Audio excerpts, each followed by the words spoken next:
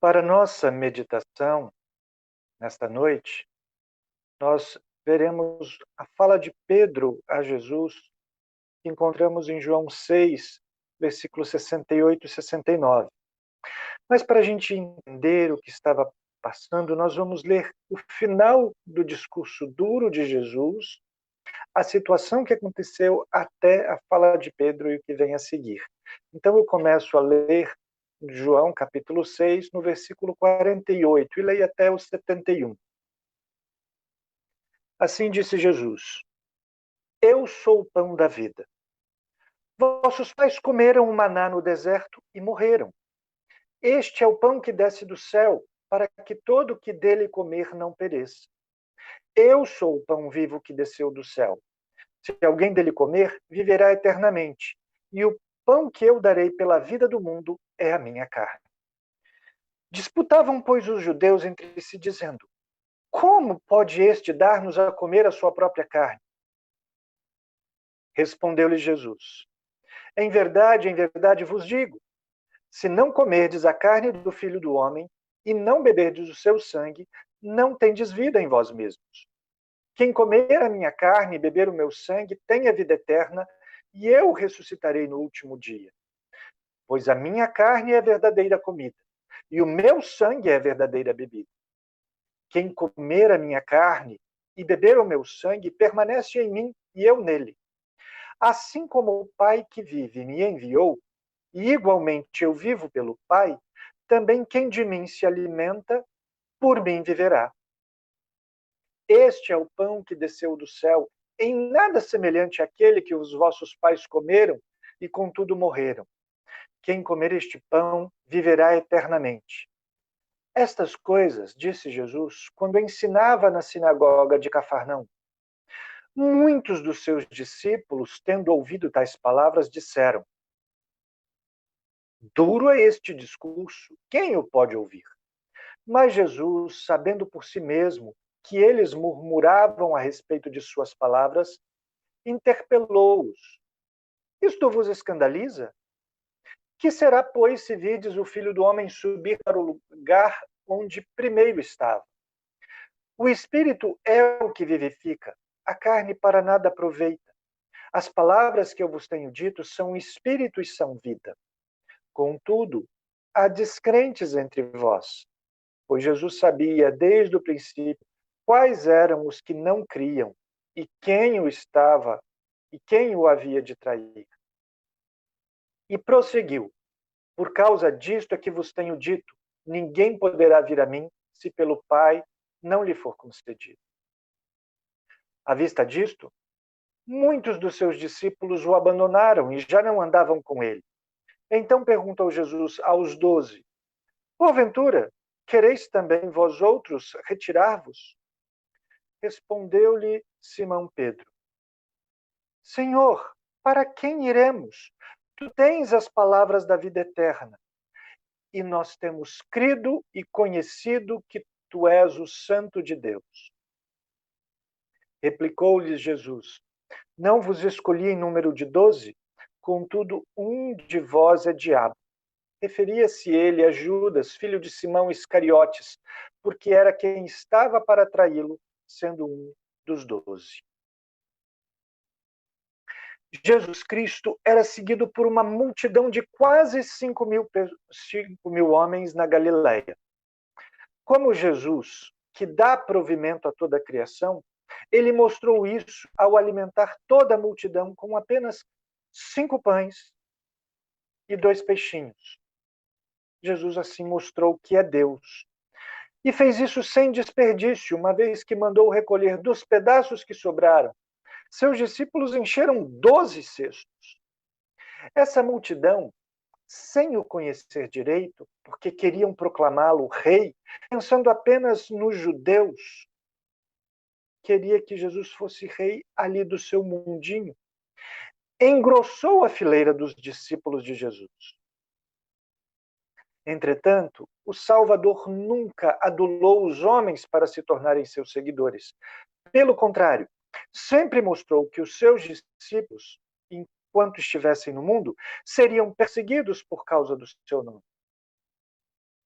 Desta forma, Jesus censurou a multidão que o seguia por interesse e mostrou que para ser de fato seu discípulo, é preciso comer sua carne e beber seu sangue, ou seja, é preciso ter comunhão com ele na sua glória e no seu sofrimento, ter comunhão com Cristo na sua vida. Dito isto, seus discípulos acharam dura a exigência e muitos o abandonaram. Veja que com uma única ação, Jesus conseguiu milhares de seguidores. E com um único sermão, reduziu essa legião a uma dúzia. Então Jesus se voltou para os 12 que sobraram e perguntou se não queriam se retirar também. Da resposta de Pedro, nesse pano de fundo que nós vemos na Galileia, entendemos que a vida do verdadeiro discípulo de Jesus, como ela é pautada na fé, na experiência e no testemunho. Começando exatamente assim. A vida do discípulo é pautada na fé. Pouco tempo antes, Jesus tinha dito a Nicodemos que era preciso crer nele. Porque para isso que Deus, amando o mundo, enviou a ele mesmo, o Filho unigênito. Para quem crê no Filho, não pereça, mas tenha vida eterna. É preciso crer. Aliás, este é o propósito do apóstolo João ter escrito o Evangelho. Quase encerrando o livro, no capítulo 20, versículo 31, João lembra. Na verdade, fez Jesus diante dos discípulos muitos outros sinais que não estão escritos neste livro. Estes, porém, foram registrados para que creiais que Jesus é o Cristo, o Filho de Deus, e para que, crendo nele, tenha vida no seu nome. A resposta dos discípulos ao questionamento de Jesus diante do abandono de tantos foi: nós temos crido. A multidão o seguia, mas não creu. A multidão queria proclamá-lo rei, mas murmurava. Se escandalizavam com a verdade. Não se mantiveram firmes diante do discurso duro. Muitos dos discípulos o abandonaram e não andavam com ele. João, escrevendo a sua primeira carta, diz assim, capítulo 2, versículo 19: Eles saíram de nosso meio, entretanto não eram dos nossos, porque se tivessem sido dos nossos, teriam permanecido conosco. Todavia eles se foram, para que ficasse manifesto que nenhum deles é dos nossos, se referindo aos falsos seguidores de Cristo que, do meio da igreja, seguiram falando outras coisas contrárias a Jesus. Quem é Jesus? Esta é a pergunta importante. A fé salvadora não é uma fé em que tudo vai melhorar. Não é fé de que você vai vencer na vida. Não é fé que seus planos vão dar certo. É fé em Cristo. Saber quem Ele é e nele confiar. Jesus estava na Galileia. Aqueles que estavam ali ouvindo eram seus concidadãos, conterrâneos, porque Jesus cresceu na Galileia, em Nazaré. Diziam conhecê-los, mas não sabiam quem ele era. Conhecemos sua família, diziam eles. Como pode ele fornecer e ser o alimento da imortalidade? Como ele poderia ser o elo de ligação entre o céu e a terra? Ser discípulo de Jesus é reconhecer que ele é Deus, o Filho de Deus. É o santo, o justo.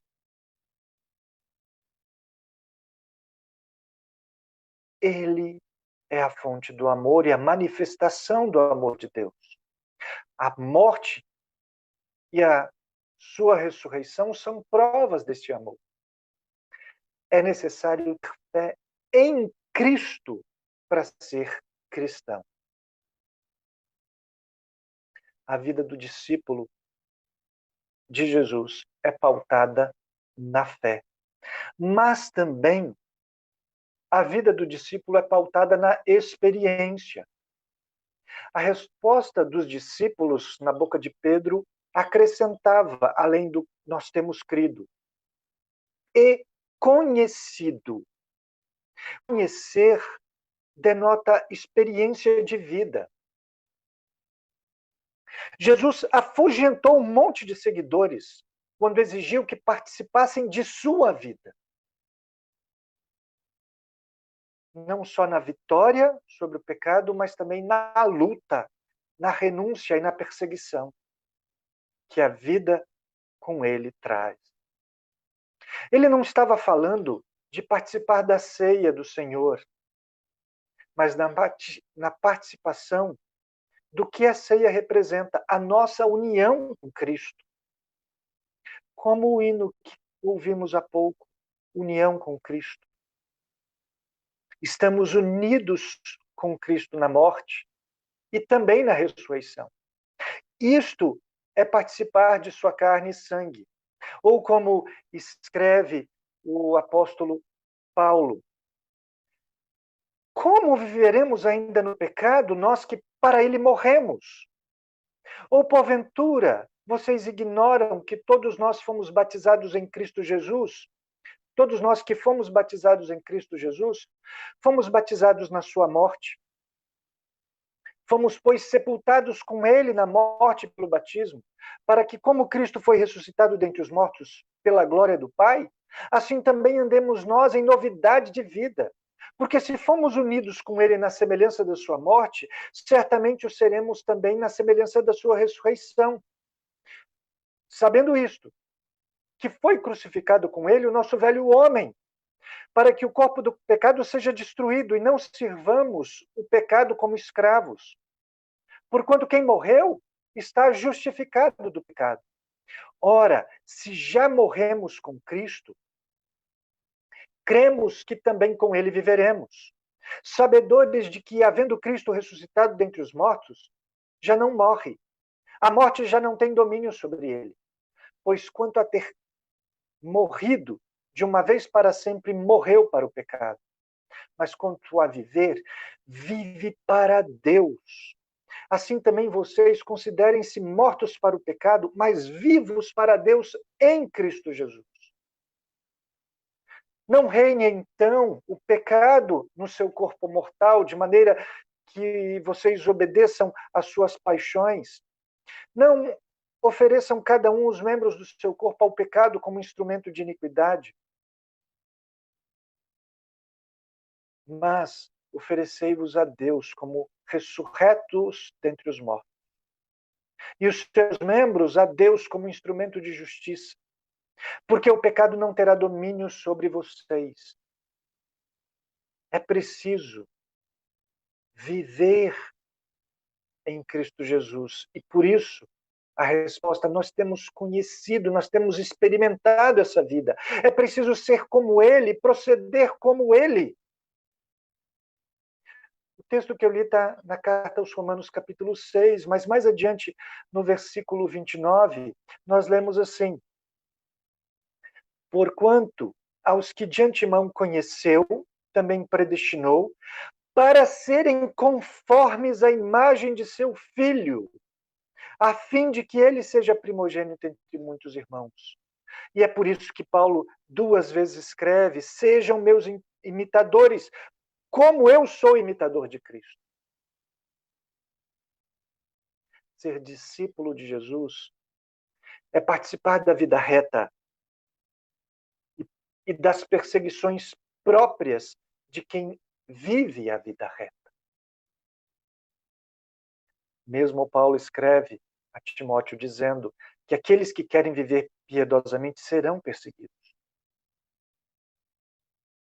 Como é a vida do discípulo? É pautada na fé em Cristo Jesus. Nós temos crido nele. E é experimentar, é ter experiência de viver em Cristo Jesus. É isso que é ser cristão. Nós temos conhecido. Mas ainda, a vida do discípulo é pautada no testemunho. A fé genuína, a fé salvadora de que falamos, brotava do coração para os lábios daquele que creu. Nós temos crido, conhecido que tu és o Santo de Deus. Ou, como Marcos e Lucas escrevem, tu és o Cristo, diz Marcos. Tu és o Cristo de Deus, escreveu Lucas. Tu és o Cristo, Filho do Deus vivo, escreveu Mateus.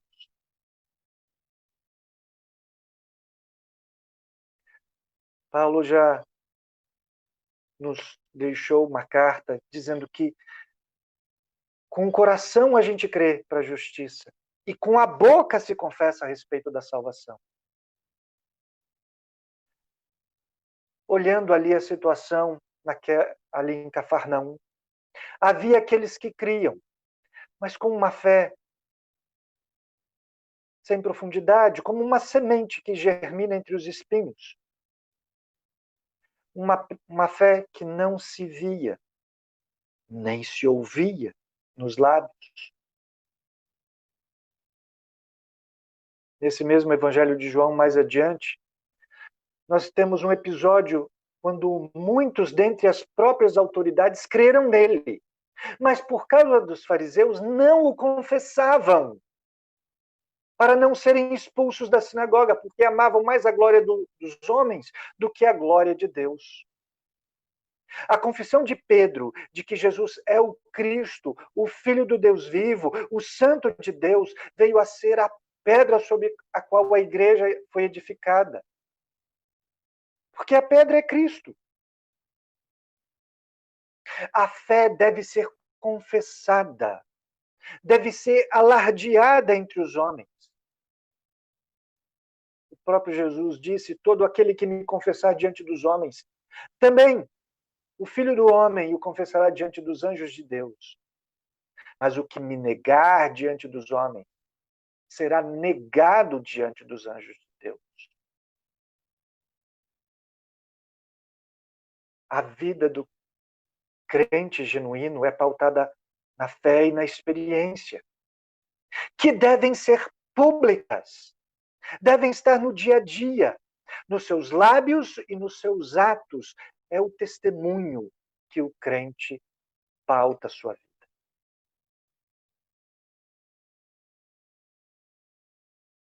Olhemos para nós. O que Pedro está dizendo, junto com os demais que não abandonaram Cristo, é que o verdadeiro crente tem a fé genuína em Cristo. Tem experiência, porque vive em Cristo. E mostra e fala isso porque proclama o senhorio de Cristo. Se até hoje, você não se confiava a Cristo, não vivia com Ele, para Ele, não se identificava abertamente com Ele, talvez como aquela multidão, um monte de discípulos que fugiram porque não queriam ter na sua vida entranhado como quem come um alimento a vida de Cristo. Ainda é hora. Abandoná-lo, não dar ouvidos à sua palavra, não segui-lo, é a pior coisa que você pode fazer por sua vida. Andar com ele, mas sem compromisso de vida com ele, como Judas, o filho de Simão Iscariotes, também é ainda mais terrível. A vida do discípulo de Jesus se fundamenta na fé, está entranhada na vida, na experiência, e aparece no testemunho, falando dele, com compromisso aberto e público. Vamos orar. Feche os seus olhos. Deus bendito, nós te damos graças por teu Filho e rogamos que esta fé genuína, que deve ser experimentada sempre e deve ser falada, esteja na nossa vida sempre.